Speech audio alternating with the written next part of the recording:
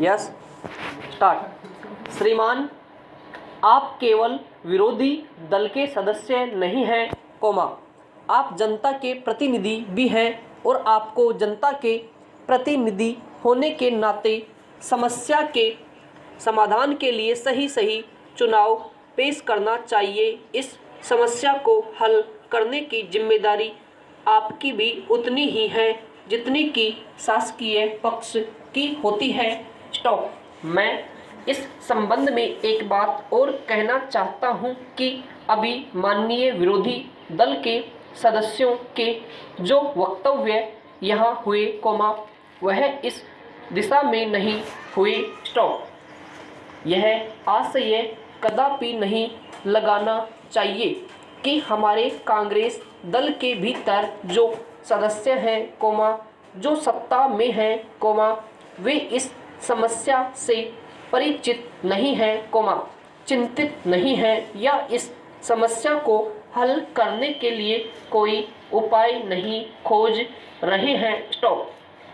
विरोधी दल के सदस्य शायद सदन के माध्यम से यह संकेत देना चाहते हैं, इस सदन के माध्यम से शायद वे अपनी बात जनता तक ले जाना चाहते हैं कि सत्तारूढ़ पार्टी आज जीवन उपयोगी वस्तुओं को उपलब्ध कराने की दिशा में कोई प्रयास नहीं कर रही है। स्टॉप। जहां तक मैं समझता हूं कि उनको यही सबसे बड़ा धोखा हो रहा है।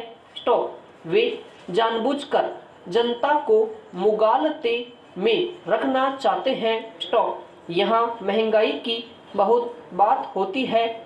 स्टॉप। वे केवल प्रदेश के ऊपर अंगुली उठा रहे हैं, उनको यह हकीकत नहीं भूलनी चाहिए कि इस प्रदेश के आसपास कौन से सूबे लगे हैं, उनकी तरफ देखिए। स्टॉप। मैं विरोधी दल के सदस्यों से प्रार्थना करूंगा कि यहाँ आकर भला बुरा कहने के बजाय, जनता का मनोबल गिराने के बजाय, जैसे सुझाव दिया गया उन पर उनको गौर किया जाना चाहिए। स्टॉप। मैं उनसे कहूँगा कि वे महाराष्ट्र की तरफ देखें।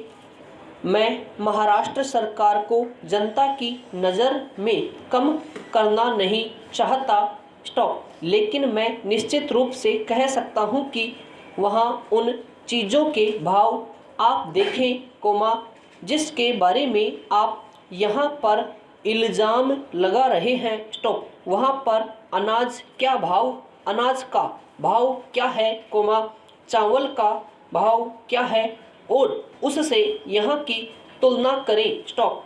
कौन कहता है कि यहाँ महंगाई नहीं, समस्या नहीं। स्टॉप।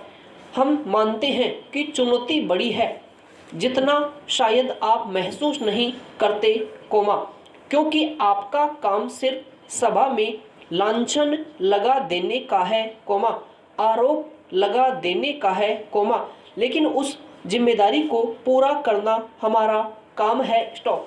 इसलिए इस बारे में हमें चिंता है। स्टॉप। मैं कहना चाहता हूं कि जब चीन ने हमारे देश पर हमला किया, उस समय राष्ट्र के ऊपर कितना संकट आया था। समाप्त।